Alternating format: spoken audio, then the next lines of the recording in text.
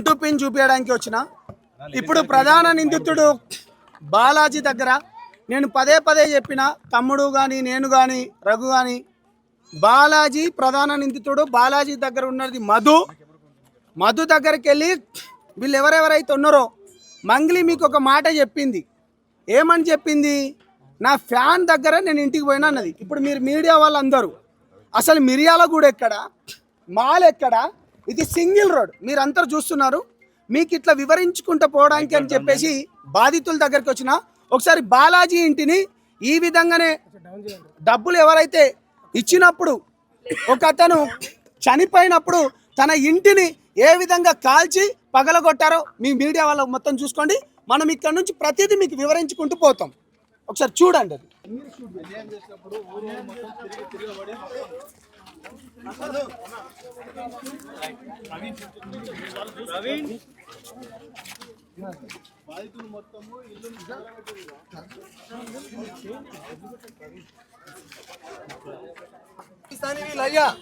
దాని తర్వాత ఈ నా కొడుకు అంతా సర్వనాశనం చేసి నా కొడుకులు. జర ప్లీజ్ దయచేసి మాకు జర మేము చచ్చిపోయే పరిస్థితి ఉంది మేడం, సార్లు జర మా పైసలు మాకు వచ్చి న్యాయం చేపియండి. జర 30 లక్షలు ఇచ్చిన నేను. 30 లక్షలు ఇచ్చా ఒక నెల. లాస్ట్ ఇయర్ ఏప్రిల్ లో ఇచ్చిండు 3 లక్షలు. మళ్ళీ ఏప్రిల్ వచ్చింది, సంవత్సరం అయింది, రూపాయి బిల్లు లేదు. నాకు 2 కొడుకులు. నా ఈ ఏజ్ లో నేను 2 ఎకరాల భూమి అమ్మి మరి ఇచ్చిన, రూపాయి బిల్లు ఇస్తలేరు కొడుకులు వీళ్ళు. మంగ్లీ పేరు, సిమెంట్ ఫ్యాక్టరీలు, ఇవి ఉంది అవి ఉంది అన్ని చెప్పి అంతా నాశనం చేసిరు సార్. మధు చేతికి ఇచ్చినావా, బాలాజీ చేతికి ఇచ్చినావా? మంగ్లీ పేరు అని ఏం చెప్పలే మేడం. మాకు మేము సిమెంట్ ఫ్యాక్టరీలు కట్టిస్తున్నాం, మీకు డౌట్ లేదు. మంత్లీ మీకు పైసలు వస్తూనే ఉంటాయి.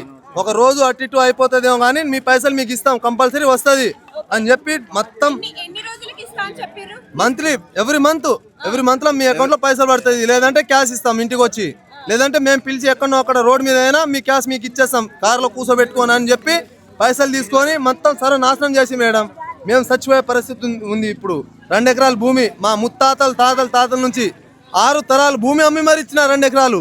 నేను ఏమన్యాయం చేసిన? ఇలా నేను జనాల దగ్గర నుంచి వసూలు చేసుకొచ్చి నేను ఇచ్చుంటే నాకు ఎక్కడో రోడ్ మీద ఇప్పుడు సస్తురు చూడు, ఇలా ఎవడో చచ్చిపోయిన పెద్దవర దగ్గర. ఇప్పుడు వాళ్ళ పరిస్థితి నాకు వచ్చేది. నేను ఇట్ట ఉంది ఇప్పుడు, అయినా సరే నాకు ఇట్నే ఉంది పరిస్థితి. ఇంట్లో మా అయ్య రోజు అమ్మని పెళ్ళని రోజు చచ్చిపోయే పరిస్థితి ఉంది మేడం నాకు. ఇవాళ రేపు ఎల్లుండి అయినా నేను చచ్చిపోతాను. ఇంకా నాకు వేరే మార్గం లేదు. ఏదో ఇంకా వీళ్ళు ఇవాళ ఇస్తారేమో, రేపు ఇస్తారేమో, టైం పెడుతురు, ఇస్తారేమో, వస్తుందేమో అని నమ్మకంతోనే బతుకుతున్నాం తప్ప ఏం లేదు. మధు కాదు, బాలాజీ ఏజెంట్. ఈయన లక్ష్మణ్ అనేటోడు. ఈయన కొడుకు నా ఇంట్లో వచ్చి మరి తీసుకొని నమ్మాల్సింది వచ్చిందంటే నాది పౌల్ట్రీ ఫామ్ ఉంది. పౌల్ట్రీ ఫామ్ తో పాటు నేను కట్టిన తర్వాత ఈయన కూడా కట్టిండు పౌల్ట్రీ ఫామ్ ద్వారా వానితో నాకు పరిచయము. అయితే ఈయన నా ఇంటికాడ వచ్చి నా ఇంట్లో కూర్చొని లెక్క పెట్టుకొని మిషన్ ఉంది, మిషన్ తో పాటు లెక్క పెట్టుకొని తీసుకొని పోయింది. వీడియోస్, కౌంటింగ్ మిషన్స్,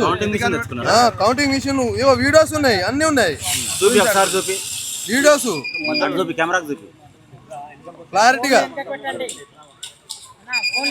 మొదట్లో ఇచ్చేవాళ్ళ మీరు? మొదట్లో మీకు డబ్బులు ఇచ్చేవాళ్ళు? మొదట్లో కాదు, నాకు 1 నెల ఇచ్చిండు. లాస్ట్ మంత్ ఏప్రిల్ మార్చ్ లో ఇచ్చిన, ఏప్రిల్ లో ఇచ్చిండు అంతే 3 లక్షలు. అదే 3 లక్షలు శాశ్వతమైంది నా కొడుకుకి.